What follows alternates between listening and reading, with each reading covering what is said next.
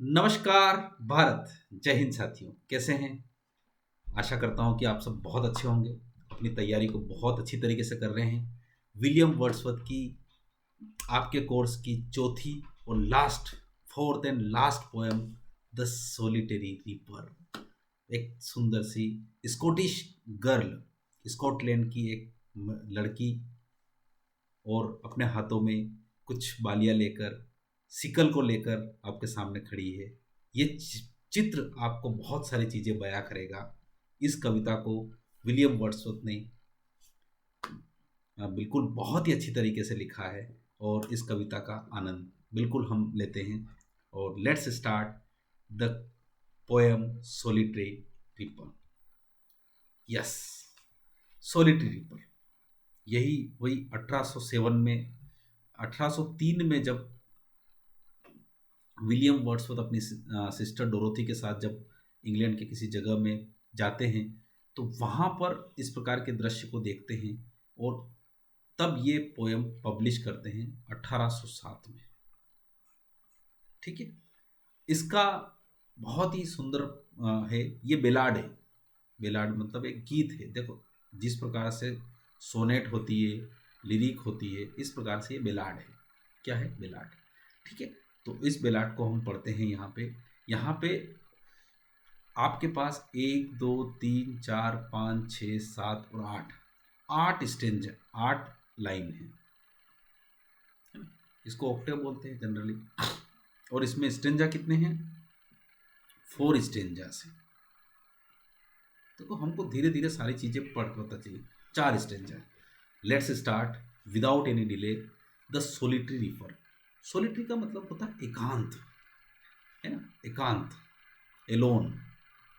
Reaper, reaper का मतलब होता है, जनरली जब हम फसल को काट कर इकट्ठा करते हैं उसको रीपर बोलते हैं, जिसको अपने यहाँ पे हार्वेस्टिंग बोलते हैं। जैसे कि गेहूं काटना, तो गेहूं को काटना भी है, उसको बांधना भी है, वो सारी चीज़ें। तो यहाँ पे हार्वेस्टिंग बना। ठीक है, अब यहाँ पे एकांत में एक महिला या लड़की, जो भी यहाँ पे आगे जाके पता चलेगा कि ये मेडन है। मेडन मतलब होता है अविवाहित महिला के बारे में यहाँ पे बात कर रहा है वो। तो वो घास, मतलब ये फसल काट रही है। बी होल्ड हर। बी होल्ड मतलब होता है ध्यान से देखो उसकी तरफ। बी होल्ड मतलब होता है अपनी सांसों को थाम लो, ध्यान से देखो उसे। सिंगल इन द फील्ड, यानी पूरी खेत में वो अकेली है। अब ये चित्र में थोड़ा सा आपको दूसरे लोग दिख रहे हैं, वो अलग तरफ के हैं, पर इनको देखो, है ना?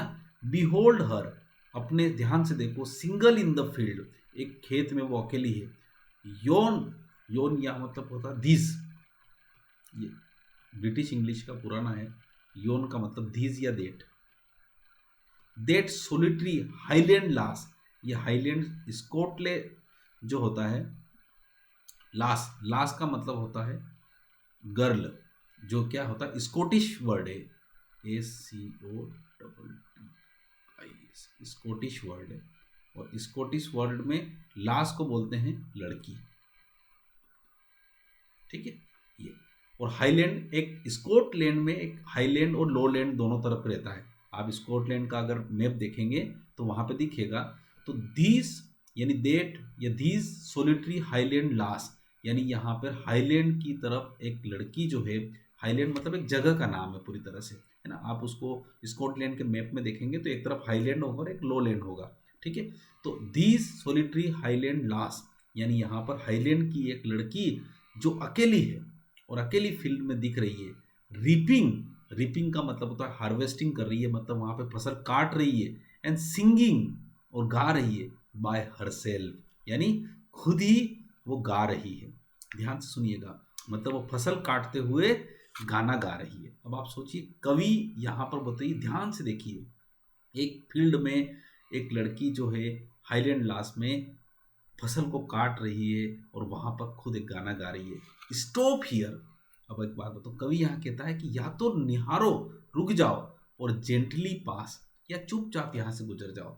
देखिए, जब वो गाना गाती है, इस प्रकार से आपने देखा होगा कि जब वहां पर कोई महिला सुंदर सा फसल काटते हुए गीत गाती है और आप उसके पास से गुजरो, तो क्या करो, या तो आप उसके वहां पे ठहर के ध्यान से उसको निहारने लग जाओगे, या फिर वहीं से जेंटली पास, जेंटली मतलब होता है बिल्कुल चुपचाप वहां से गुजर जाओगे, पास मतलब होता है गुजरना। एलोन, एलोन मतलब अकेली। शी कट्स, वह काटती है। एंड बाइंड्स, बाइंड्स मतलब होता है बांधना। अब आप किसान हैं तो आपको पता है जब गेहूं हम काटते हैं तो वहां पे उसको काटते भी हैं और उसकी पुरिया बांधते भी हैं। तो एलोन, अकेली वह काटती है और बांधती है द ग्रेन मतलब अनाज को, वो अकेली काटती है और बांधती है। एंड सिंग्स, और गाती है।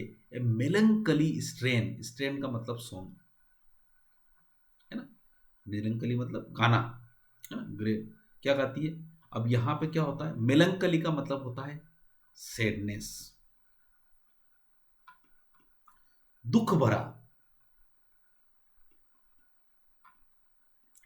एक महबूबा फिल्म थी अपने राजेश खन्ना और हेमा मालिनी की, तो उसमें गाना था बिल्कुल शानदार से, पर्वत के पीछे चंबेदा गांव, गांव में दो प्रेमी रहते हैं। अब इस सॉन्ग का अगर लय सुनो तो यहाँ पर थोड़ा सा दर्द भरा जो गाना है, और आपको ठहर कर रुक कर, मतलब कभी कभी क्या होता है कि गाने के बोल अगर आपको समझ में ना आए फिर भी आपको लग जाता है कि कहीं ना कहीं ये दुख भरा गाना है, ठीक है ना। तो इसी प्रकार से and sings A melancholy strain, यानी वो एक मेलंकली का मतलब होता है बिल्कुल दुख भरा गाना वहां पे गा रही है।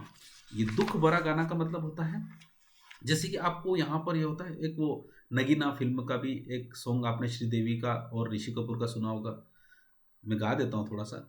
भूली बिसरी एक कहानी, फिर आई एक याद पुरानी, भूली बिसरी।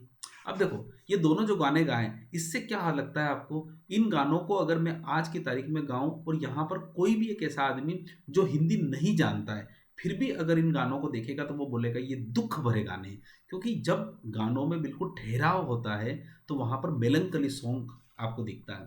तो एंड सिंग से मेलंकली स्ट्रेन करना है। ओ लिसन, ओ सुनिए, for the well profound, well का मतलब यहाँ पे ये ब्रिटिश इंग्लिश में वेली हो जाता है, वेली मतलब घाटी है ना। प्रोफाउंड, प्रोफाउंड का मतलब क्या होता है बताइए, डीपली, ग्रेट डीपली, डीपली जिसको बोलते हैं अगाध, है ना, अगाध गहरा, ठीक है। O listen for the valley profound, इस गहरी घाटी में सुनिए इसको गाने को, is overflowing with the sound, इसका जो पूरा संगीत है, वो ये जो साउंड है, ध्वनि है, वो पूरी तरह से प्रवाहित यहाँ पर हो रही है। आप सोचिए मतलब किस प्रकार से यहाँ पर कवि अपने जो भावों को व्यक्त कर रहा है, ठीक है। तो behold her single in the field, your solitary Highland lass, reaping and singing by herself, stop here or gently pass. Alone she cuts and binds the grain and sings a melancholy strain. Oh, listen for the well profound is overflowing with the sound. अब आप कल्पना करिए यहाँ पे एक rhyming word बन रही है। अब राइमिंग वर्ड क्या बन रही है, तो इस राइमिंग वर्ड को मैं आपको यहाँ पे लिख देता हूँ पूरी तरह से कि आप देखिएगा। फील्ड सेल्फ, यहाँ पर पूरी तरह से एक भी वर्ड नहीं, हर सेल्फ फील्ड, तो लास्ट पास, तो यहां पे बन रही है ए बी, ए बी, और उसके बाद सी सी डी डी। देखिए ग्रेन और स्ट्रेन, प्रोफाउंड और साउंड, ये सी सी डी डी, ये उसमें लय बना रहा है। तो ये इसकी क्या है यहाँ पे राइमिंग, और सभी के यहाँ पे इसकी जो जितने चारों स्टैंजा है उसमें 8 लाइन है, उस 8 लाइन में ए बी और सी सी डी डी इसके राइमिंग है। आगे चलते हैं, क्या बात है। नो नाइटिंगल, नाइटिंगल का मतलब होता है बुलबुल, सरोजनी नायडू को हमारे नाइटिंगल बोला जाता है ना, ये नाइटिंगल एक चिड़िया है। डिड इवन चांट, चांट एक शब्द है ब्रिटिश इंग्लिश का है, जो ओल्ड ब्रिटिश इंग्लिश है, इसकी स्पेलिंग चेंट होगी, चेंट मतलब वही गाना, सिंग, ठीक है। तो ब्रिटिश इंग्लिश का ओल्ड वर्ड है ना, old word. No nightingale did your chant, मतलब और कोई बुलबुल भी ऐसा नहीं गा सकती। More welcome notes to weary bands, है ना, वीरी का मतलब होता है, अब यहाँ पे मोर वेलकम, वेलकम मतलब स्वागत करती है, नोट्स का मतलब यहाँ पे वही जो गाने, टू वीरी, वीरी का मतलब होता है थके हुए। बेंड्स का मतलब मुसाफिर, बेंड्स का मतलब ग्रुप है, बहुत सारे लोग जो थके हुए मुसाफिर है। और travellers in some shady haunt, shady haunt का मतलब होता है यहां पे छाया वाली जगह।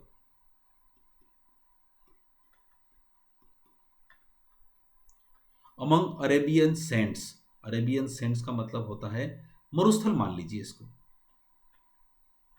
क्योंकि अरेबियन सेंट का मतलब मरुस्थल। तो यहां पर ये देखो, अब इन चारों लाइनों को एक साथ पढ़ेंगे। No nightingale did ever chant, मतलब कोई भी बुलबुल इतना ऐसा नहीं गा सकती है जैसा कि हमारे यहाँ पर कौन, वो महिला गा रही है, वो लड़की गा रही है। मोर वेलकम नोट्स टू, और वो सभी वहां पे थके हुए मुसाफिर जो कि उस अरेबियन सैंड में, मतलब कुल मिला के अरब सागर के जो अरेबियन जो सैंड है, मतलब अरब का जो मरुस्थल है, उस मरुस्थल में छाया देने वाली वो सॉन्ग है। मतलब कुल मिला के वो सॉन्ग इतना मधुर है कि वहाँ पर अरब में, अरेबियन सी में जो मुसाफिर है, वहाँ पर किसी छाया में अगर वो बैठे होंगे और जब सुस्ता रहे होंगे, तो वो सॉन्ग उनको एक बिल्कुल आहा बिल्कुल राहत देने वाला होगा। ये कितनी बड़ी कल्पना है कवि की।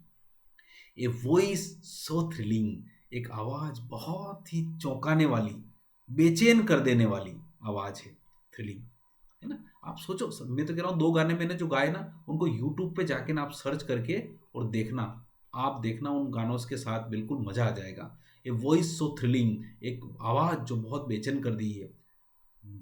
नेवर, या नेवर वाज हर्ड, जो कभी भी सुनी नहीं गई है। इन spring time from the Kuku bird, Kuku bird, ये देखो ये रहा कुकू बर्ड, ये कुकू बर्ड है, यानी स्प्रिंग टाइम में जो कुकू बर्ड है, breaking the silence of the seas, जो कि समुद्र के चुप्पी को भी तोड़ देता है। ब्रेक मतलब तोड़ना, साइलेंस मतलब चुप्पी, यानी जो समुद्र की चुप्पी को भी कुकू बर्ड जो तोड़ देता है। अमंग द फारतेस्ट हर्बीज, हर्बीज का मतलब यहाँ पे एक टापू है, एक टापू, टापू का मतलब जैसे कि ये इधर पूरा पानी है और यहाँ पे एक टापू है, उस टापी पे जो ये कुकू बर्ड गा रहा है और वो भी समुद्र की चुप्पी को तोड़ देता है, उसी प्रकार से वो एक लड़की यहाँ पर मधुर सा संगीत गा रही है। आगे चलते हैं। Will no one tell me what she sang, कोई मुझे ये बताएगा वो क्या गा रही है, अरे कोई मुझे बताएगा वो क्या गा रही है। Perhaps the plaintiff numbers flow, numbers flow का मतलब वही गाने, है ना। प्लेंटिव का मतलब क्या होगा, यहाँ पे दुख भरे गाने गा रही है, दुख भरे गाने गा रही हो। Perhaps, दुख, प्लेंटिव का मतलब दुख भरे, और नंबर फ्लो का मतलब यहाँ पे गाने, दुख भरे गाने। फॉर ओल्ड, शायद पुराने, अनहैप्पी नाखुश, फार ऑफ थिंग्स, दूर से चीजें हैं, एंड बेटल्स लॉन्ग एगो। देखिए आपको पता है, जब यहाँ पर शायद वहाँ पे एक युद्ध हुआ था उस समय, और उस युद्ध में, उस युद्ध में उसके अपने कोई लोग मारे गए होंगे, उस युद्ध के शायद दुख में वो वहां पर कुछ गाने गा रही है, दुख भरे गाने गा रही है। बेटल मतलब युद्ध। और is it some more humble lay, शायद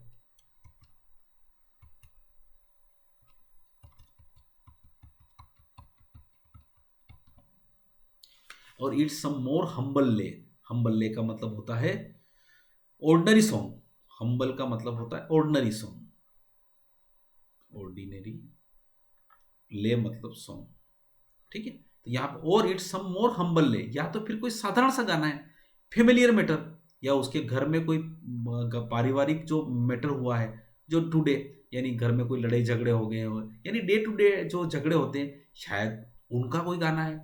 सम नेचुरल सोरो, या फिर कोई प्राकृतिक दुख है, लॉस, किसी का खोना या किसी के दर्द के ऊपर गा रही है। That has been seen, that has been and may be again, ठीक है। या तो वो बार बार गा रही है और फिर से गा रही है, इसका मतलब कहीं ना कहीं, देखिए कवि यहाँ पर ये देख रहा है कि उसके गाने से हमेशा दुख झलक रहा है, और वो इमेजिनेशन कर रहा है कि वो दुख कौन सा है, क्योंकि वो जो स्कॉटिश गर्ल है, वो जो गा रही है, वो कवि को, उसकी भाषा को नहीं जानता है। कवि डोंट नो द लैंग्वेज, या the language of the girl, वो उस लड़की की भाषा को नहीं जानता है, तो उसको पता नहीं है कि वो क्या गा रही है ना, और क्या गा रही है, इसलिए वो एक अंदाजा लगा रहा है कि ये हुआ होगा, ये हुआ होगा, या ये हुआ होगा, ठीक है। Last stanza, what ever the theme, अब ये बोल रहा है कि ठीक है, अब मैंने अंदाजा लगा दिया, पर वॉट एवर द थीम, इसकी थीम कुछ भी हो, the maiden sang as if her song could have no ending. Maiden का मतलब वही यंग अनमेरिड गर्ल,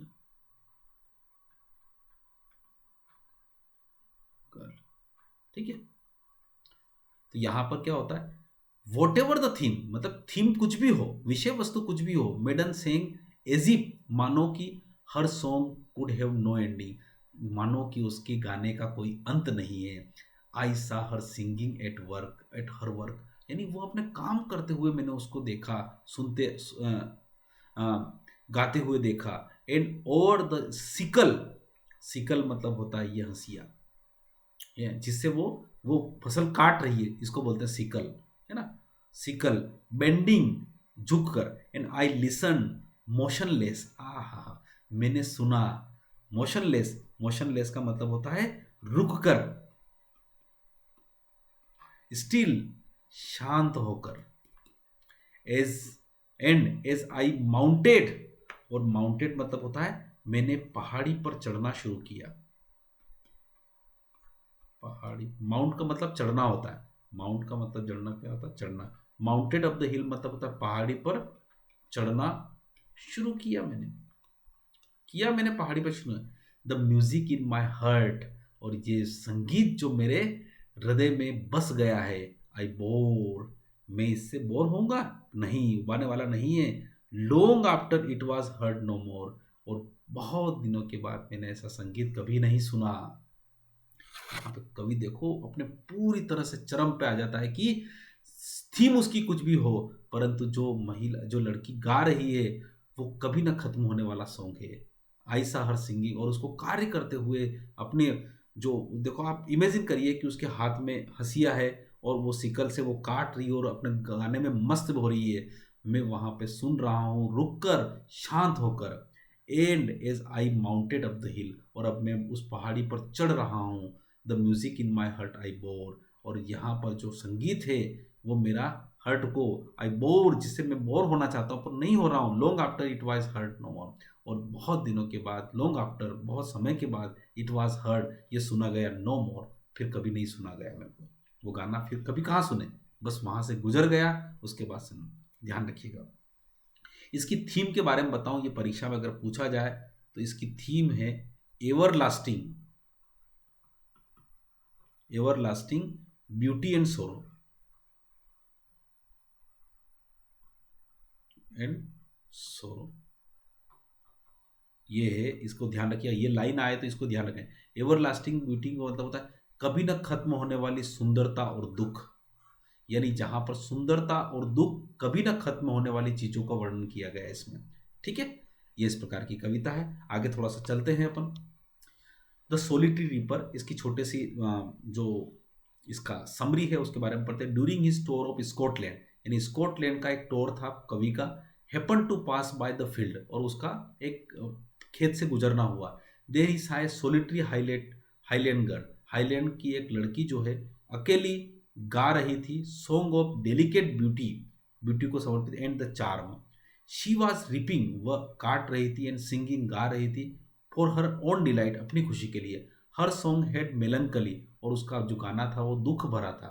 टून उसकी वही थी, लय उसकी वही थी, जैसे कि भूली बिसरी याद तुम्हारी। हर मोर्नफुल सॉन्ग, मोर्नफुल का मतलब होता है रुदन वाला जो गाँव है, और फ्लोस हर वैली, और उस घाटियों में वो रह रहा है, वही पर्वत के पीछे चंबेदा गांव में। हर वॉइस वाज थ्रिलिंग, और उसकी जो आवाज है वो चौंकाने वाली थी। A voice of so thrilling was never heard even in spring time from the Kuku bird, और वह ऐसा जैसे कि कुकू बर्ड जो उस प्रकार से हर्ड में होता है वैसे कभी नहीं सुनी गई, वैसी आवाज है उसकी। The poet could not understand the language of the girl song, कवि जो है उस लड़की की आवाज को समझ नहीं सकता। ही बिगिंस टू गेस, वह अब एक अंदाजा लगाना शुरू करता है, इमेजिन करता है। She was perhaps singing in her own highland dialect, dialect का मतलब होता है बोली, वो अपनी खुद की एक बोली में गाना गा रही है। अबाउट सम ओल्ड अनहैप्पी, ये तो पुराना नाखुश वाला, फार ऑफ सम सोरो, जहाँ पे दुख है, हर लाइफ, उसकी जीवन के कुछ दुख नाखुश वाली चीजें। In the poet's opinion, any of this must have been the theme of her song because she was singing in a sad strain, दुख में गा रही है या फिर कहीं ना कहीं उसके जीवन से ही जुड़ी चीजें। द पोएट वॉज इंटरप्टेड, मतलब पोएट मतलब वहां पे दखल अंदाजी करता by the melodious notes of the girl, he listen to her song with rapt attention. Rapt attention का मतलब क्या होता है? मग्न होकर। रेप्ट का मतलब यहाँ पे मग्न होकर। द मेलोडी, मेलोडी मतलब ये जो मेलोडी है जो गा रही है, इकोड, इकोड मतलब गूंजती है, इन द पोएट्स हर्ट, कवि के हृदय में गूंजती है। Song after the song was heard no more, और सॉन्ग आफ्टर सॉन्ग वो करती है और उसने उसको ऐसा लगता है कि उसने कभी सुनाई, आगे जाके वो कब सुनेगा या नहीं सुनेगा। The solitary reaper is one of the finest lyrics of Wordsworth. Wordsworth is a poet of man in the bosom of nature, है ना।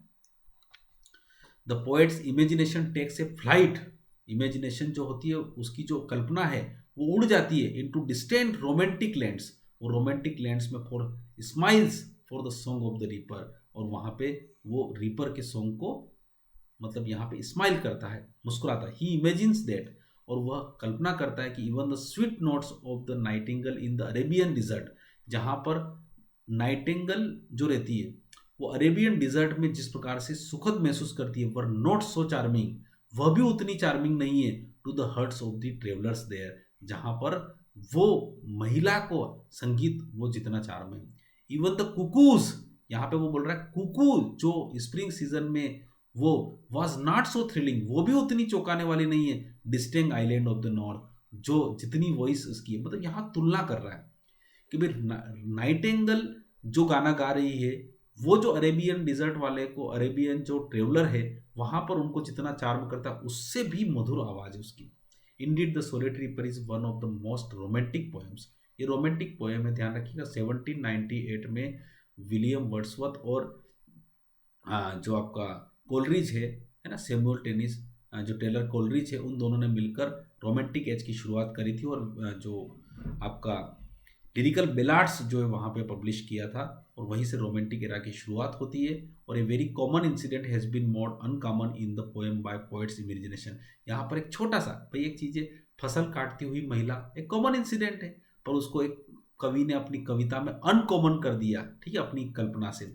The lyric is an expression of the spontaneous overflow power feeling, आपको पता है spontaneous overflow powerful feelings ये William Wordsworth की कविता की परिभाषा है। The solitary reaper was first publish in 1807, it was an outcome, outcome का मतलब रिजल्ट है, परिणाम है ये किसका, और वर्ड्सवर्थ टूर, वर्ड्सवर्थ का जो टूर है in Scotland with his sister Dorothy in August 1803, अगस्त 1803 में जो डोरोथी के साथ उसने अपना स्कॉटलैंड में जो टूर था उसी का परिणाम है कि वो एक कविता ये लिख पाया।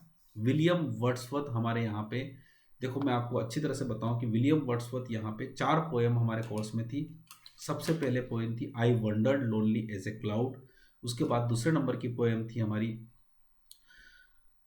टेबल टर्न्स, टेबल टर्न्स थी। दूसरे नंबर की वैसी the world is too much पढ़ी, उसके बाद टेबल टर्न, और उसके बाद अपने पास सोलिटरी रीपर। इन चारों कविताओं के बारे में हमने पूरा पढ़ा दिया है आपको, बस अब इसकी टेस्ट की तैयारी रहेगी। तो यहाँ पर 5 वीडियो हमने विलियम वर्ड्सवर्थ के ऊपर पढ़ा है। फर्स्ट तो वीडियो है आपका ऑटोबायोग्राफी और उसकी लाइफ के और वर्क्स के बारे में है, और उसके बाद चारों पोएम के बारे में। अब लास्ट एक और छठा वीडियो रहेगा इसके, मतलब पहले टेस्ट रहेगा और उसके बाद छठा वीडियो इसका जो MCQs है उसको पढ़ेंगे हम, ठीक है। तो आज की इस क्लास के लिए बहुत बहुत धन्यवाद। आज मैं बता रहा हूँ आपको कि ये चारों पोएम को मैंने एक ही दिन में रिकॉर्ड किया है, और अभी शायद रात की 1 बज रही है, तो बड़ा अच्छा लग रहा है मुझे कि मेरा काम ख़त्म हो गया है। तो बिल्कुल थैंक यू सो मच, हम इसी प्रकार से जुड़े रहेंगे, ऐसा ही उत्साह और जोश आपके अंदर भी रहेगा। थैंक यू सो मच, जय हिंद, जय भारत।